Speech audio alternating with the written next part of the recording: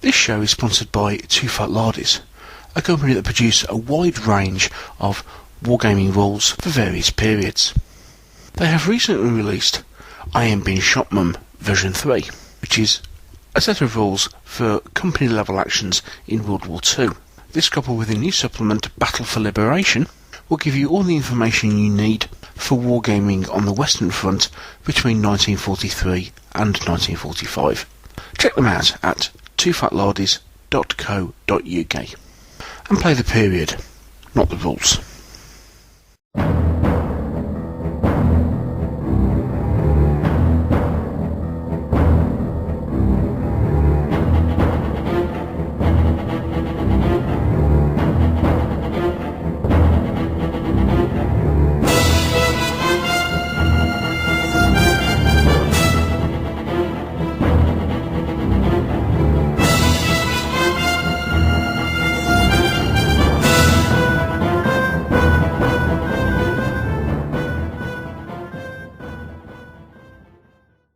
Hello, welcome to another edition of the Meeples and Miniatures Miniature Review Show with me, your host Neil Shuck.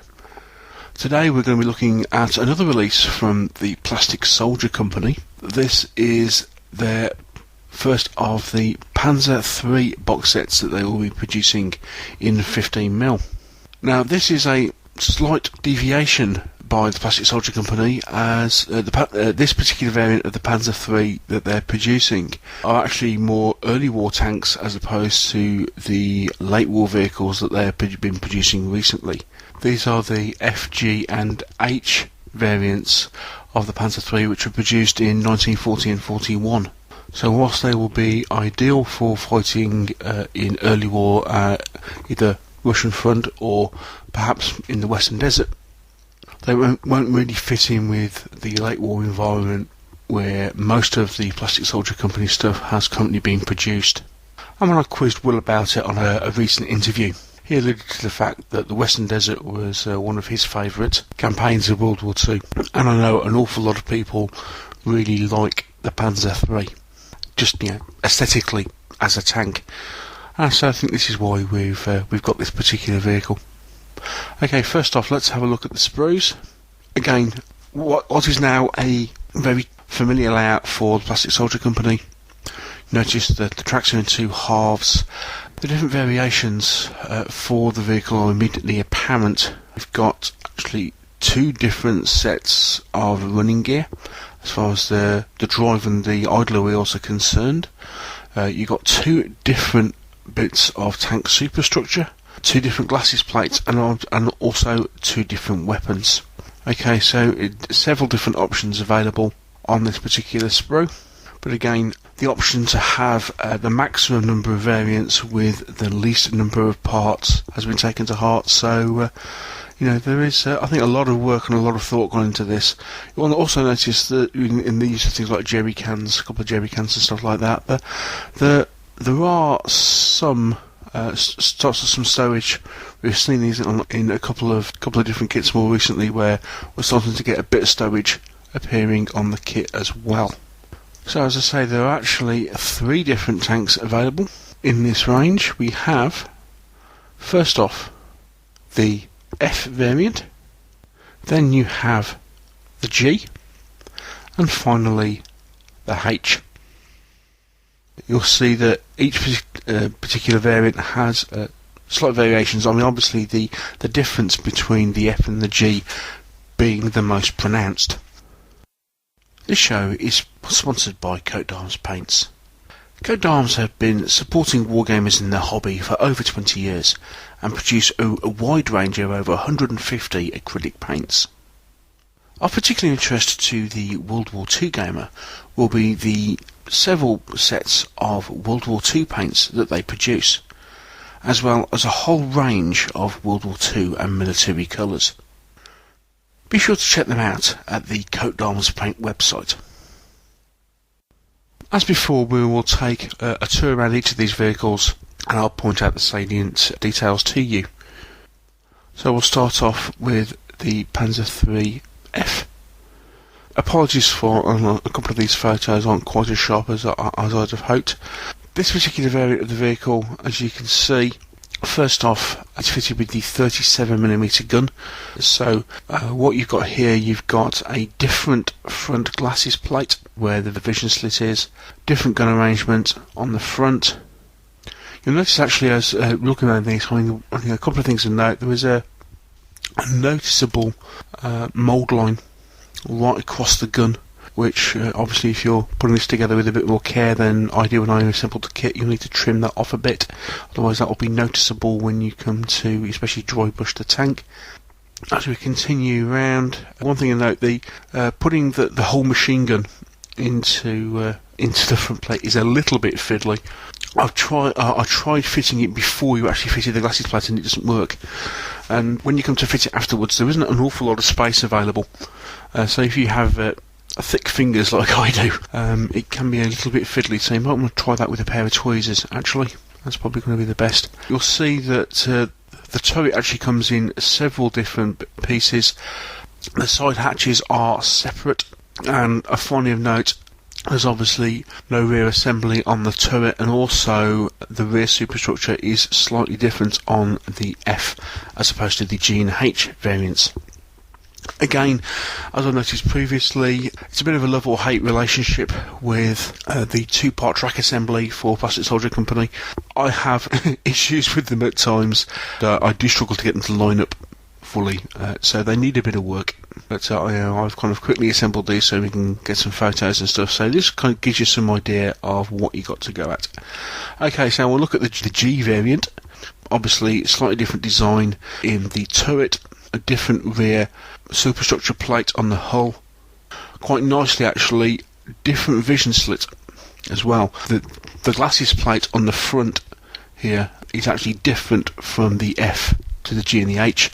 Something again which I think Plastic Soldier Company have taken, well, they've listened to their customers, shall we say.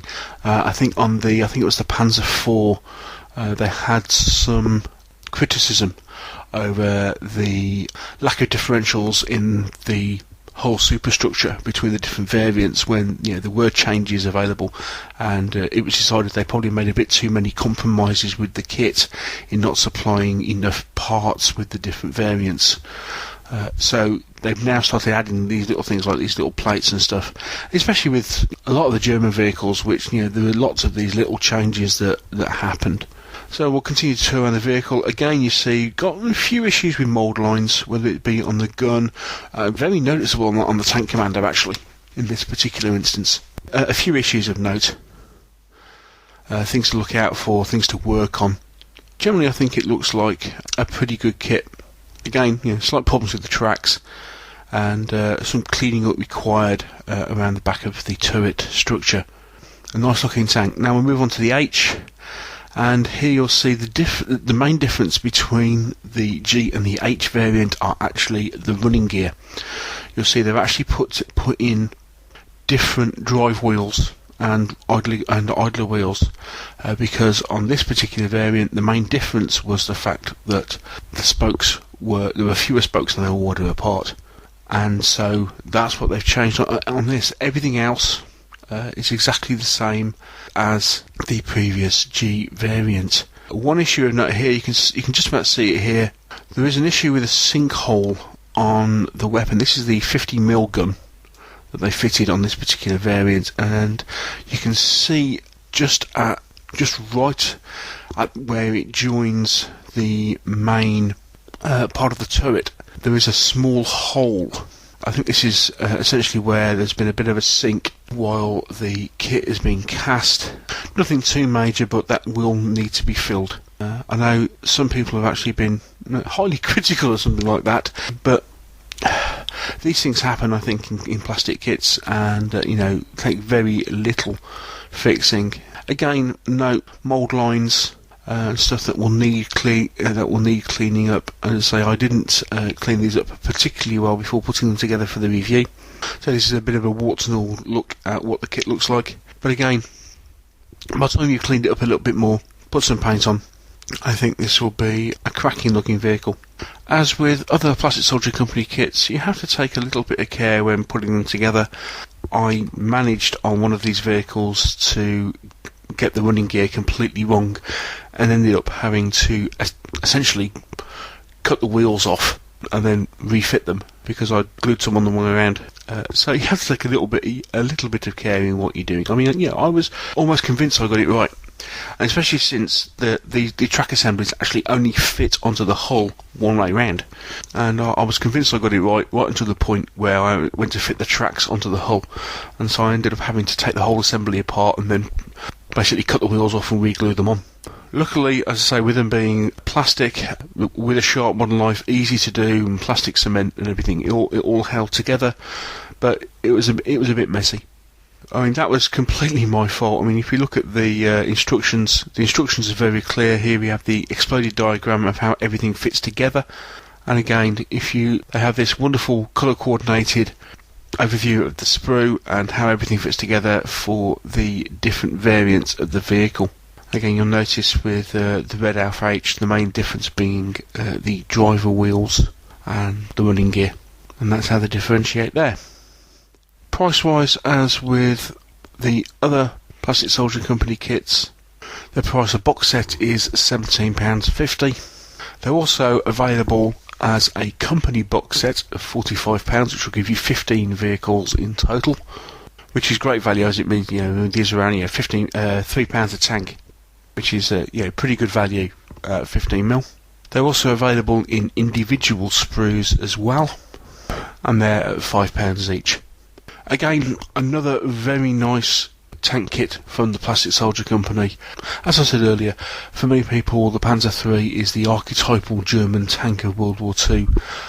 For want of a better phrase, this is the vehicle that really looks like a tank, Now, I believe there is another variant in the pipeline for the Panzer III, which I think will be producing the L, M and N variants of this particular tank, maybe with the option for the command vehicle as well. That's going to be due out, I think, later this year, but depending on what the Plastic Soldier Company's production run is like. They put some news up on their website recently to say that they're changing over to advance some of the American stuff. So we might not see the later variants of the Panzer III until maybe early next year. Once again, excellent work from the Plastic Soldier Company. Highly recommended. And whilst this vehicle may not fit in with many players' collections of late war armour, this is really a great looking tank. And the Plastic Soldier Company have done a very good job once again. This show is sponsored by Wargame Soldiers and Strategy magazine from Caravanserai Publishing. Wargame Soldiers and Strategy is a bi-monthly magazine, especially for wargamers, and specialises in all sorts of articles to get your wargaming juices flowing, whether it be ideas for scenarios and campaigns, tips and guides for painting, or reviews of all the latest rule sets and models. You'll find everything you need at Wargame Soldiers and Strategy. Check them out on their website. Well, that's just about all we've got time for on this episode of the Meeples and Miniatures Miniature Review Show. I hope you found it both entertaining and useful, and I look forward to seeing you again soon. Take care until next time. Happy gaming. Bye.